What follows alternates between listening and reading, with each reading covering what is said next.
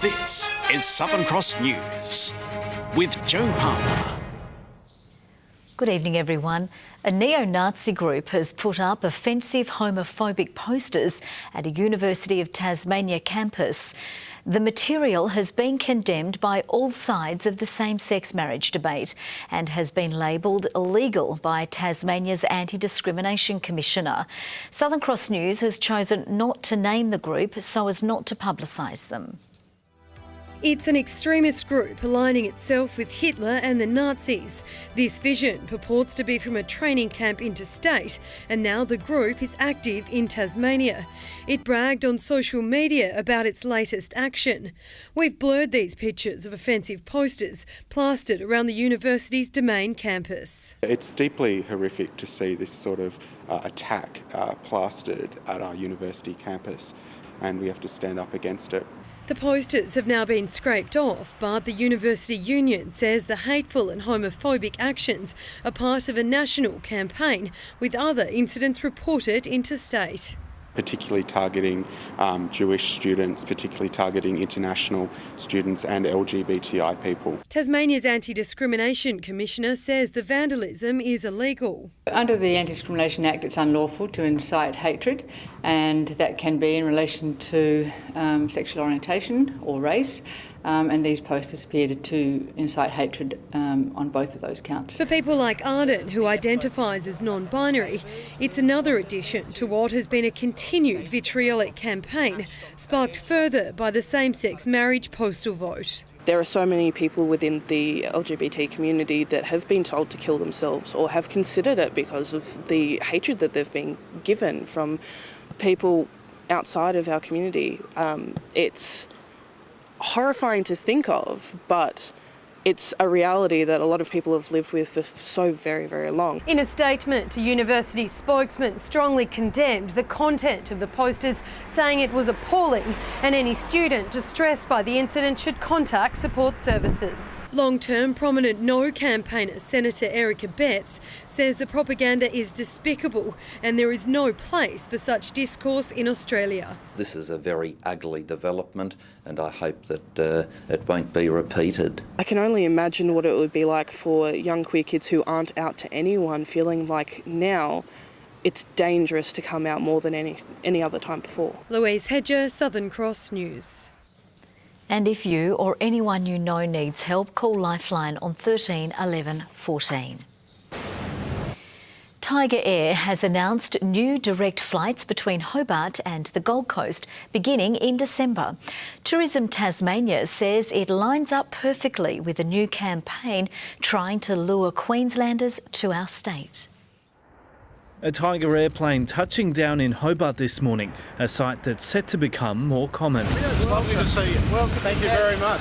The Premier welcoming the airline's acting CEO for an announcement of expansion plans. We are launching a new, direct, low-cost service from Hobart to the Gold Coast. This return service will commence on the 7th of December and it will operate 4 times per week. Tiger Air is also increasing flights between Melbourne and Hobart with a total of 3,000 extra seats each week. We're very confident. The demand that we're seeing for this particular service is very good, so we're very confident. And this demand is being boosted by a tourism campaign targeting Queenslanders. Queensland market's our third biggest market. Importantly, it's growing. We're investing there. We've got a $1.5 million spring campaign in the market at the moment. We'll add to that with this Tiger announcement today. There's been a 12% growth rate over the last year alone, so this is a hotspot and we need to do more to provide more seats. While Hobart Airport is seeing an increase in Tiger Air services, there's still no timeline on the airline's return to Launceston. Jetstar is also expanding its offerings, with Hobart to Adelaide direct flights taking off in November. Michael Breen, Southern Cross News. A technical glitch at Sydney Airport is continuing to cause chaos for flights across the country tonight. A software fault hit air traffic control this morning and was fixed by 9 a.m, but is still causing flow-on delays. At Tasmanian airports, passengers faced an extra wait of up to 3 hours. few more hours, it's nice. We're not in a rush to leave. So, no, it's fine. We don't have any problems with anything. We didn't have like an exact time like they gave us. So, yeah, we just wait. We waited like for an hour and an hour and a half hour. Air Services Australia says a software glitch prevented a system from switching from night shift mode to day mode. Staff and patrons at the Elwick Hotel in Glenorchy have been left shaken after a masked robber fired a shot before fleeing with cash in the early hours of this morning.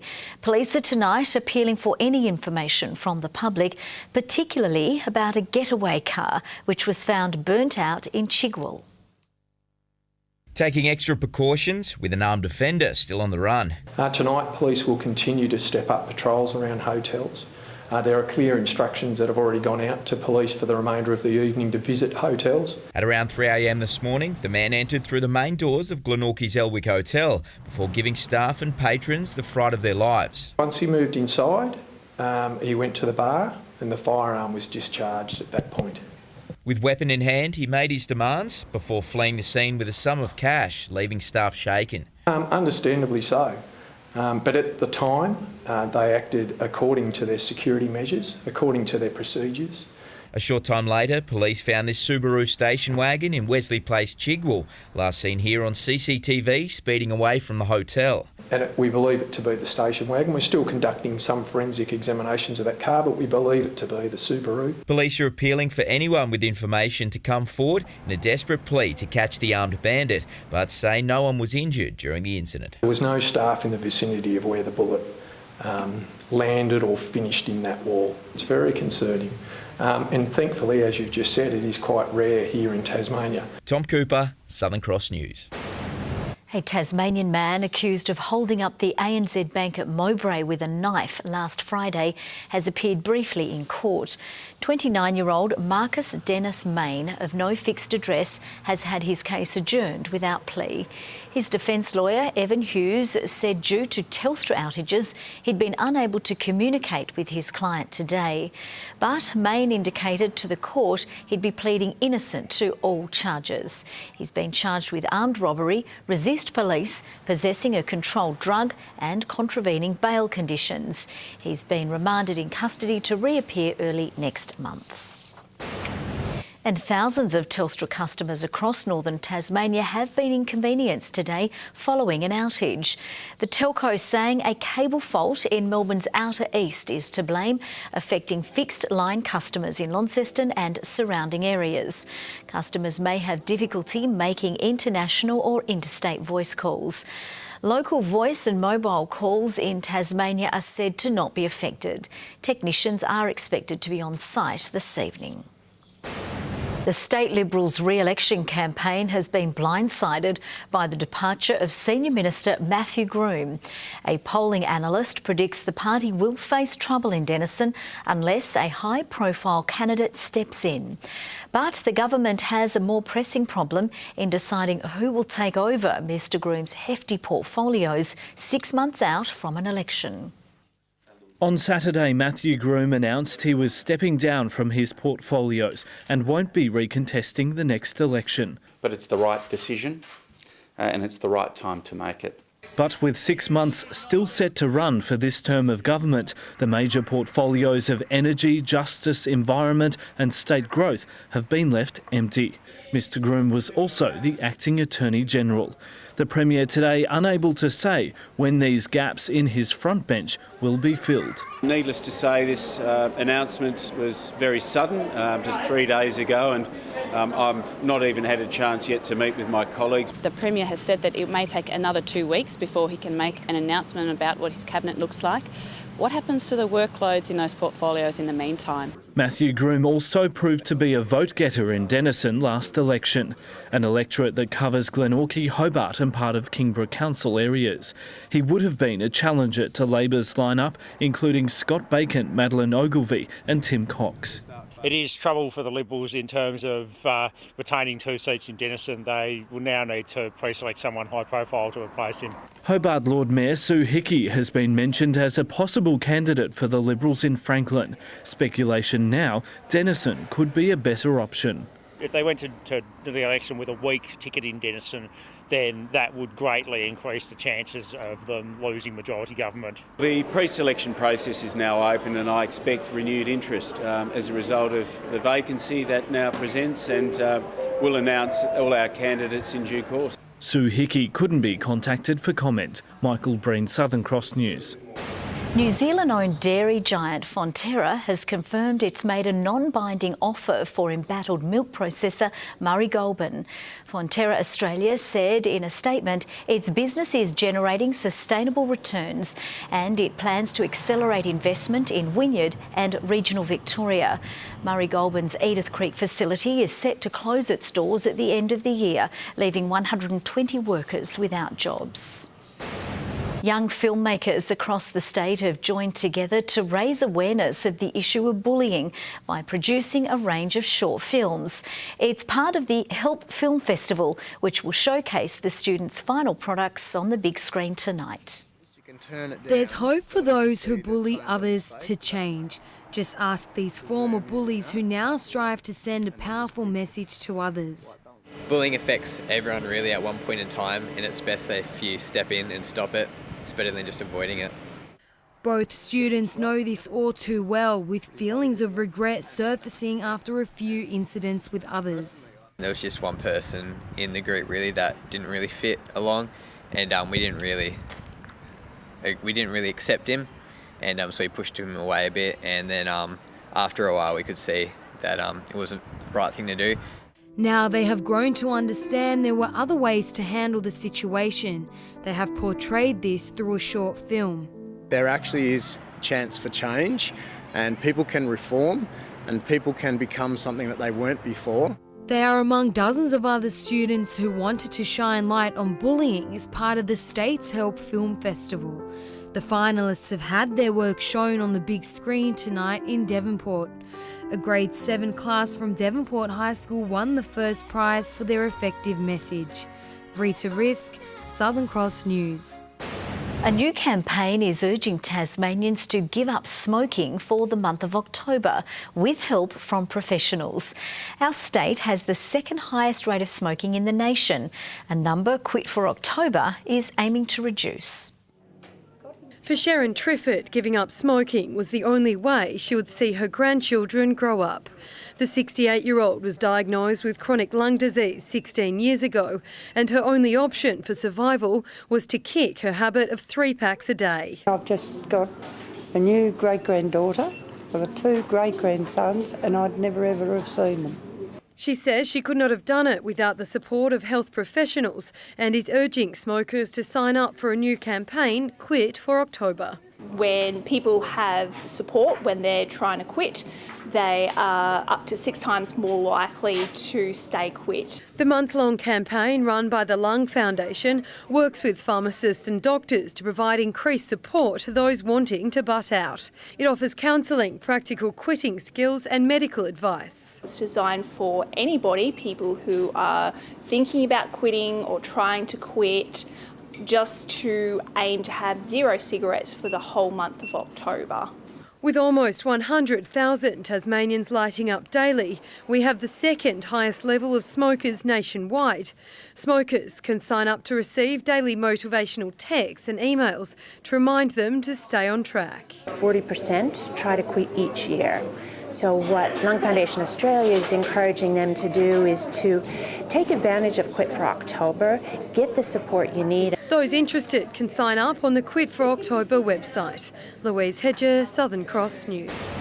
A Kingsmeadows husband and wife have become overnight millionaires after winning Tats Lotto on Saturday. The husband bought the winning ticket from his local news agency. Staff at the store today rapped with the success. Another year and another customer is $1 million richer. Oh, we were wrapped, you know. We were laying in bed this morning, my wife got the email saying we won the Division 1 prize from here, and she was jumping up and down. It's really good. While the owners of Kingsmeadows News and Lotto don't receive the $1 million, they still reap the rewards. Customers lining up today, hoping the store's luck continues. Well, this is our 19th Division 1 winner in my time here. It's about 18 years, so we average about one a year. The lucky retired public servant who won wants to stay anonymous. He shared the Division 1 prize pool with 3 others and admits he was shaking in shock when he found out. The winner says he's been buying lotto tickets for years and has previously never won more than $5,000. He says he and his wife will use the money to pay off their house, some debts and maybe even buy a new car. So is there a secret to buying a winning ticket? If I knew it, then I'd be doing it, so. But one thing that is certain is one couple's retirement plans have been made $1 million easier. Monika Dadson at Southern Cross News. Now let's take a look at the day's business and finance news with thanks to Tasplan, your local super fund. The Australian share market has ended flat after losing morning gains across the energy, mining and banking sectors, led by a 1% decline for the Commonwealth Bank. The ASX 200 index has risen by 1.6 points. Short time ago, the Australian dollar was trading at 79.6 US cents and 109.42 New Zealand cents. Could be one of the most valuable Richmond memorabilia collections in the country, but not many, including the club, knew it was still in existence. Now, as the Tigers chase a drought-breaking flag, Tasmanian Martin Leach has finally decided to proudly show off his incredible collection. Hidden away for almost 4 decades, what better time than now for some Richmond show and tell? I've just been sitting in a bag, all this stuff from the club for 37 years, 35 years. And decided to pull it out. With his father involved behind the scenes during the club's 1980s golden days, Martin Leach was a regular in the club rooms, which is exactly how he managed to wrangle Dale Waitman's 1982 grand final jumper. I walked in as a 14-year-old and he handed it to me, put it in a brown paper bag like the old days, and walked out of the MCG quite nervous, some might have seen it. Then there's the match ball from round 16, 1980, when the club recorded its highest ever score of 222 against the Saints. The club rang me up on Monday and asked for it back, or donate it to them, and I said, yeah, okay. And the collection's piece de resistance, a signed Michael Roach Guernsey, the exact one Disco wore in the first half of Richmond's 1980 premiership win over Collingwood. And I saw Michael about a year and a half ago, and he was actually blown away that I even had it. I think it's very hard to get this type of gear now unless you're actually really involved with the club. I don't think the players are going to give their jumpers away. But like the true Richmond fan that he is, Martin knows there's many out there who would appreciate these items just as much as him. It was my dad's dying wish to donate back to the club, So one day, the man who once stood in the Tigers club rooms, gazing up in awe at some of the game's all-time greats, will return all of this to its rightful home. I'll probably go on the Spirit with all the stuff and rock up to Punt Road and go, here you go, boys. It's all yours. But not before surrounding himself with it for good luck during Saturday's grand final. After Lauderdale's disappointing performance in Saturday's TSL Grand Final, coach Darren Winter is in hot water after allegations of umpire abuse during the quarter-time break of the side's 87-point loss to North Launceston at UTAS Stadium. Winter will face the TSL tribunal on Thursday night for behaving in an abusive, insulting, threatening or obscene manner towards an umpire. Several Lauderdale players were also reported or referred to the MRP during the heated clash. The Hobart Hurricanes has announced its first international signing, with English fast bowler Tymel Mills set to join the squad for the next 2 BBL seasons. The Quick played 2 matches with the Brisbane Heat last season before competing for Sussex in the NatWest T20 Blast tournament.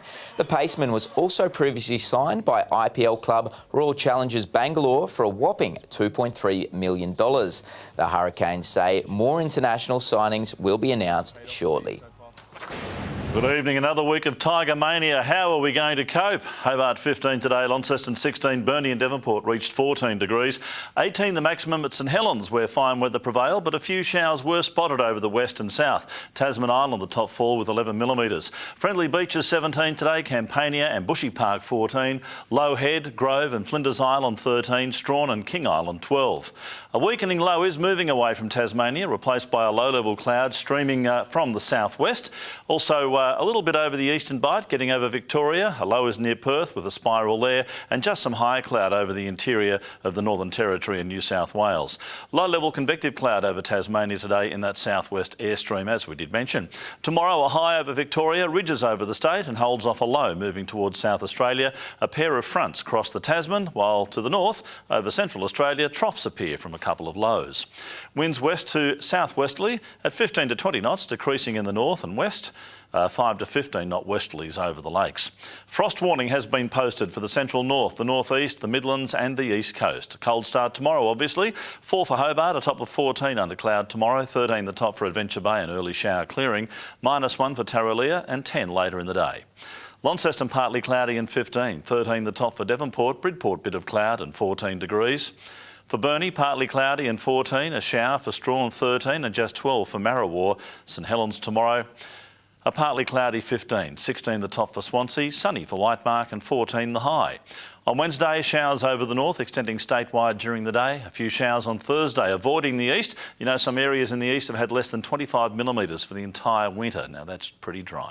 And on Friday, showers over the west and far south, extending statewide during the day. A clearing shower for Perth tomorrow, fine but cloudy over Adelaide, sunny in Melbourne, Canberra, Sydney, and in fact, most of the centres up north. Partly cloudy in Hobart, 7 degrees, 10 in Launceston, and right now in Devonport, it's 8 degrees. And Joe, I don't think I've heard anything as loud as those Richmond fans at the MCG on Saturday. In fact, Donna lost a voice cheering for the Tigers. It's great at home at the moment. Oh, what a terrible thing to say about your lovely wife. Thank you, Merv. Loving the tie. OK, that's all from us for now. Thanks so much for your company.